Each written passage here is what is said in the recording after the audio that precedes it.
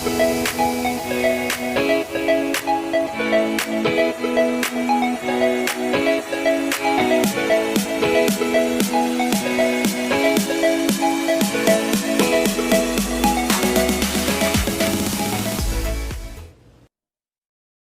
is happening, everybody? It's Troy here, and thank you so much for tuning into my channel today.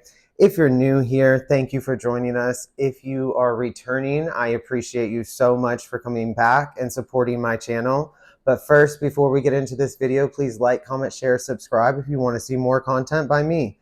With that said, guys, we are on the base level of my home, and we are going to be looking today at cool to intermediate growing orchids. I'm fortunate enough in my home to have three different areas which offer me a cool to intermediate, an intermediate, and then a warm to hot grow space. So down here, we will be seeing things like Miltoniopsis, Masdevallias, Draculas, Zygos, things of that nature. So without further ado, guys, let's get into this video. And we are going to start right over here with the Rupicolous Laelia collection, which is primarily these bottom shelves. And as you get to the top, you guys will see that I have different genre.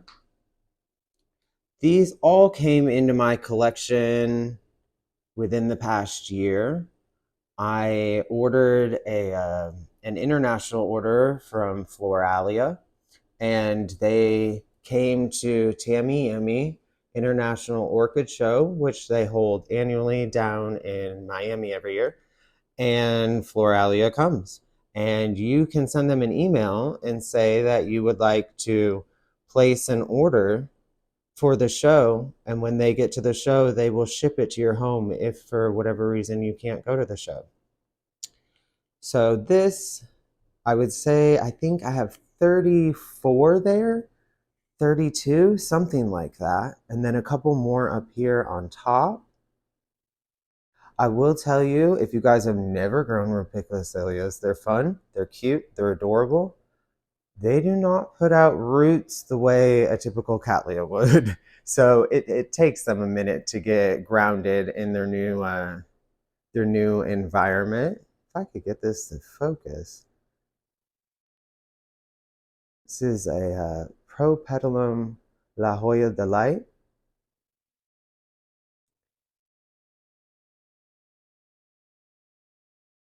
You can already smell the spiciness, that the fragrance is going to be spicy on that orchid, and you can already smell the aroma coming off of it. And she's only opened her bottom flower completely, and then she's got 3 buds in total. The second one just opened, so we're just waiting on one more. This is Dendrobium Norita Chip, and she has been open 2 months, 3 months. I love these Latoria type dendrobiums because they last forever. This right here is Cattleya Forbesii, who just blasted a bud. Yes, she did. But the good news about that is now I know that she is officially blooming size. I purchased her as near blooming size. So she came, she put out this stress growth right here. And then right here, I grew that nice. This year, she gave us this.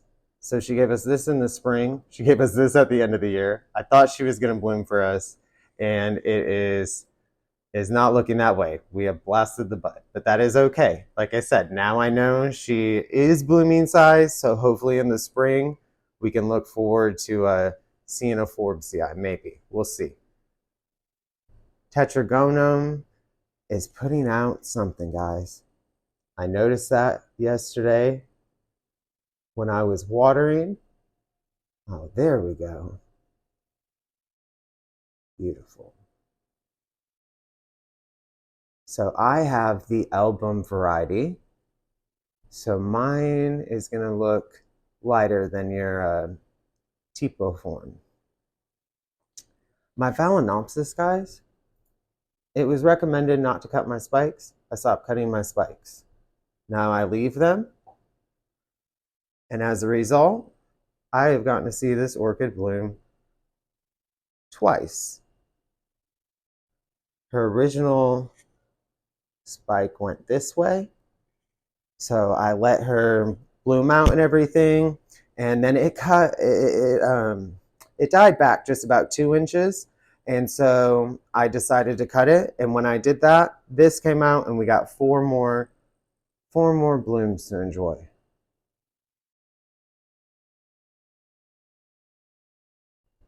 And over here, guys, you may have seen my video I did in the spring.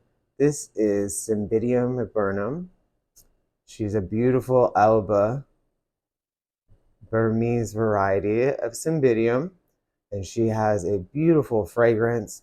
Now, in the spring, that was her first blooming, and she had a nice fragrance. The flower is very nice. I have zero complaints about its form or anything of the such. And this will be the second blooming. So I'm expecting something a little bit more is where I'm going with this, guys. I'm expecting maybe a more deeper fragrance with it, larger flowers, something. I'm expecting an increase in the bloom. Right here next to it, we have Cymbidium inzinfolium, who is putting out a spike, guys. I'm so happy. I have never bloomed this orchid, and I was watching a symposium in which it was recommended to put the media up higher on the pseudobulbs. And so I did that. I increased the media at the top. And within 2 weeks, guys, this started happening.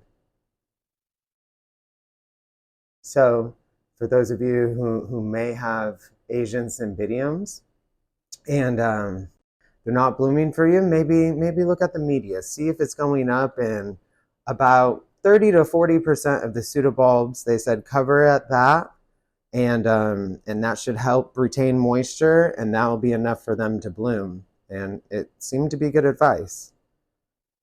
This is our Zygonesia signotia bluebird, and I've done a video on this one as well. She is one of my older orchids in my collection. She survived all of my mistakes. Shirleyana, some Oncidium types. I have the Hawaiara lava burst. I cannot believe how many blooms she's put out for us this year. Such a better show than last year, and she's not even finished opening all the way. Nice little mini Oncidium type. I think I paid $20, and she came, and it was just these back two growths. That was it. These I've grown, and I got her for $20. I couldn't resist the price. $20 orchid, and she just performs so well. She grows, she blooms reliably. Oncidiopsis Francine. She's put out a spike for us recently.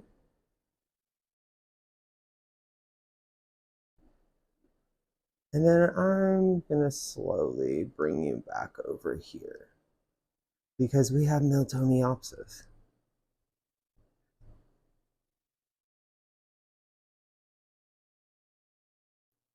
All right. So here is this Quintel's Farm. This is their bake-off.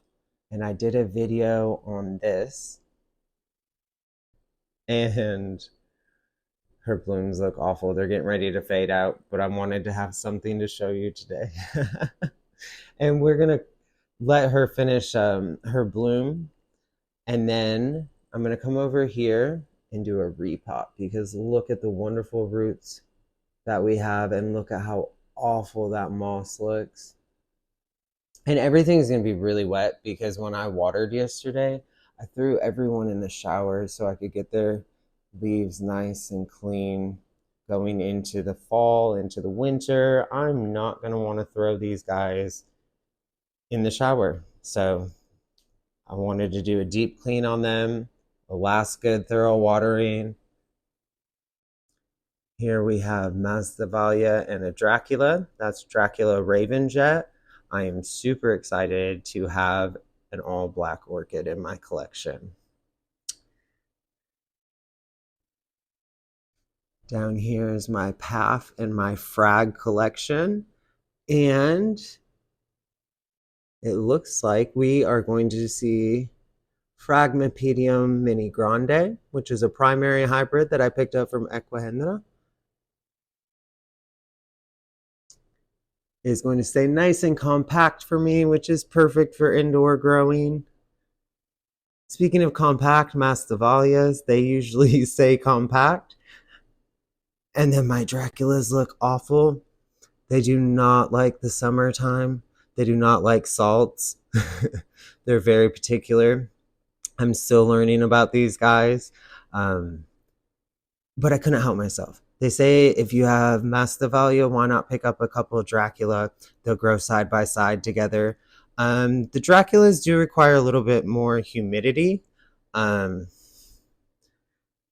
you can see, that's not really a problem for me. So if you do decide to grow them, it's not recommended to grow them in the house. What I do is I usually pick out the smaller size ones. You can look like where they're from, but usually the more miniature, more compact Masdevallias and Draculas are usually from lower elevations. And so they can handle a bit of this Kentucky heat that I get. And while I'm thinking about it, I actually, if you can see right back there, I have a, boom, maybe. That is my Dracula Gorgona by Lotix. So hopefully I will have blooms for you here soon, guys. This is a Sologeny. Come on, focus, please. Thank you.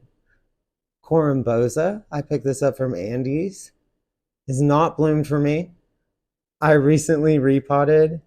As if you can't see the leaf tips, they look awful. But now it's starting to get acclimated in this pot. We put out roots, and then I noticed a new growth. I said, awesome. But then I noticed this unusual part right there in the middle, and I was like, I think you're going to try and spike for us for the first time. So that'll be really nice to see. Mounted fowl. Sophronides coccinea. More Miltoniopsis. One thing I like about having a few Miltoniopsis, this one's on its way out. So this is my Onolicious Vivid. And this right here, Hair Alexander. So it seems like one goes out, one comes in. That's usually the pattern around here.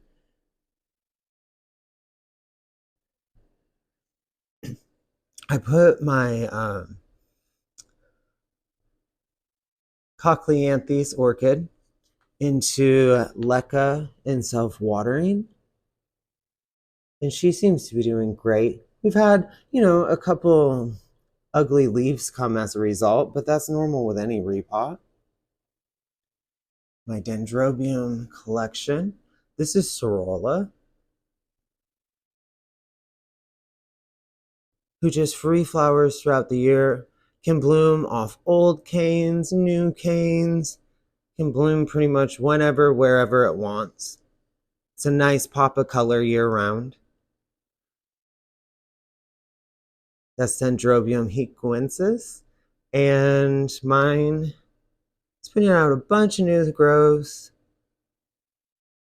It's taking her a minute to get acclimated to my environment. We dropped all of the leaves within the first 6 weeks, and maybe even less than that. Maybe it was 4 weeks, and just really threw a big fit. Now I've got her in lava rock, and she seems to be pulling back around.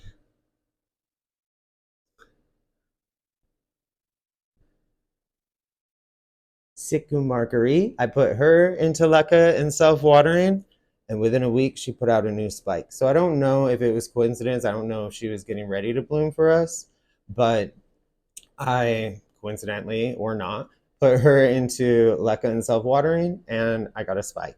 And this right here, guys, is super exciting. This is a bucket list orchid that I finally found. And this is Pleurothallus separapedioides. And I have been looking for this plant for 2 years, and I was randomly on Etsy a couple weeks ago, and there she was. Nice little miniature, and hopefully she'll get established into my environment, and then we will be able to see her blooms as well. I'm going to slowly swivel. All right, over here, guys, not orchids down here, but I do have some non-orchid flowers as well. These are my African Violet collection.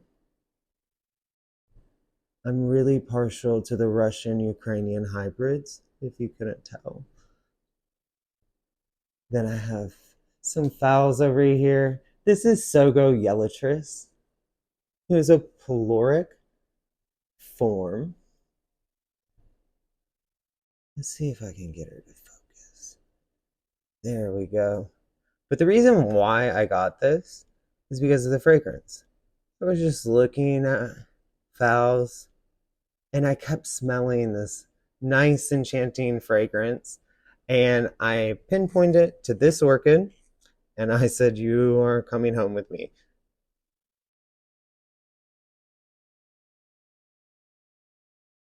And her blooms aren't the greatest, but that's fine.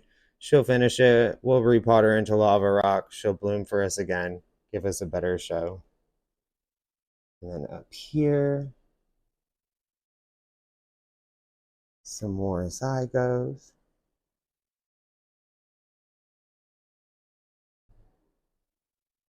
This is a young plant. Zygo maculatum. Excuse me.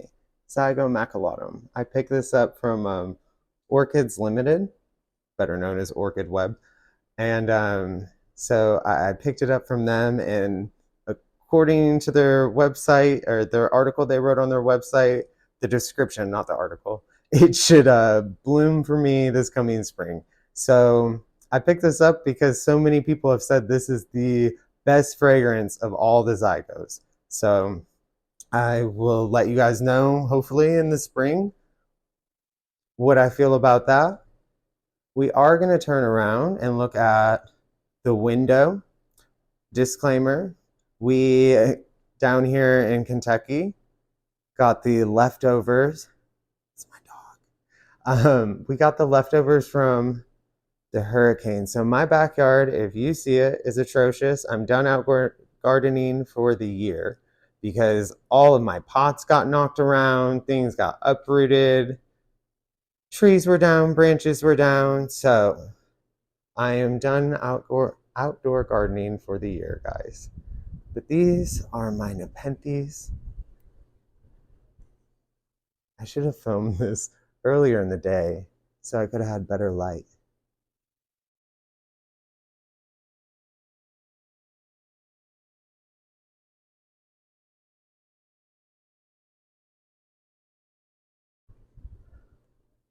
All right, over here,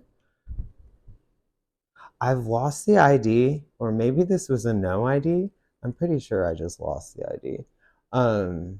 This is a nice orange fall type of Phalaenopsis. I got her exactly a year ago, and she started putting out this spike, and I was like, no way. So it looks like she is going to be like clockwork every year around the same time.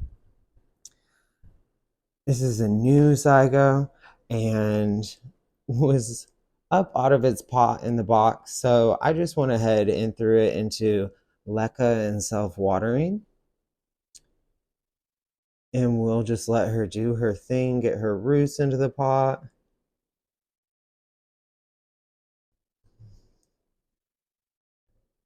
I have a Lycaste who usually goes dormant around Halloween. So I'm assuming she is getting ready to.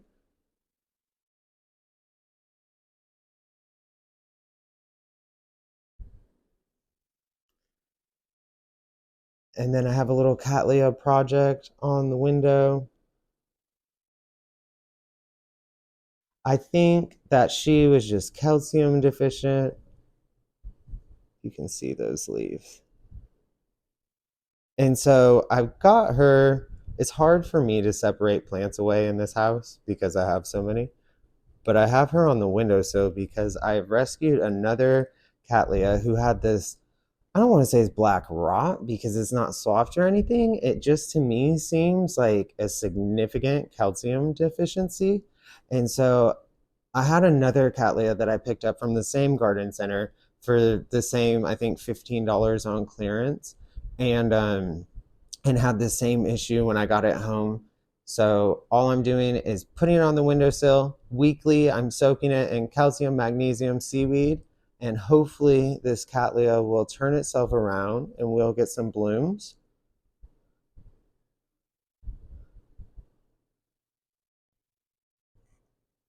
All right, guys, and then I have one more half and we'll be done. All right, everybody, and this is the last little segment in my cool to intermediate grow space. This is Oncidium Gyrac fragrance that I picked up from NAS at a recent orchid show that we just had, I think, last weekend. I got some footage from that. I'm gonna run through it and see if I have anything worth posting. If I do, I will upload it so you guys can see what was happening at the Kentucky Orchid Society Orchid Show.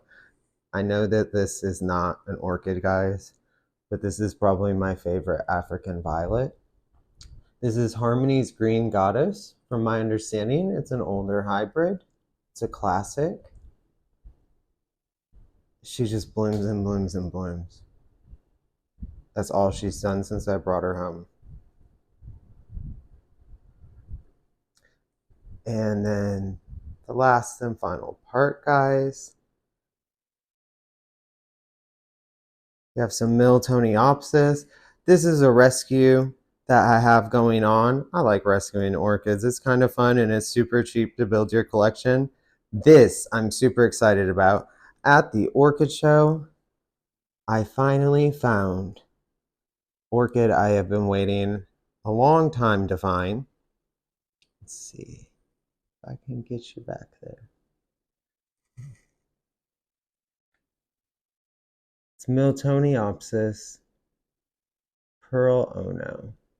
Pearl Ono and Miltoniopsis Bertha Baker. I have right here actually, Bertha Baker Florentine. They're responsible for a lot of the hybrids that I enjoy in my collection. They are bred to be very floriferous with a nice fragrance, high bloom count, and of course, reliable bloomers. And right here, guys, we'll end it with Miltoniopsis, Quintel's farm. This is their timber, which I have made a video about. Lovely fragrance. It kind of reminds me, if you guys are familiar with the red tide, reminds me a lot of that. It's kind of a rosy, a deep fragrance.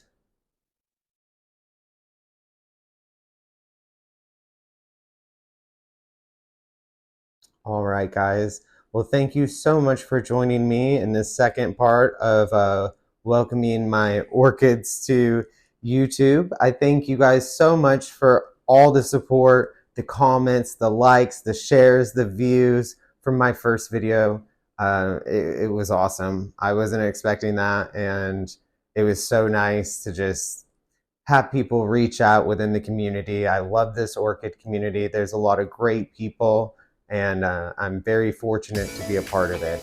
So Thank you all. I'll ask you guys again, like, comment, share, subscribe if you want to see more content by me.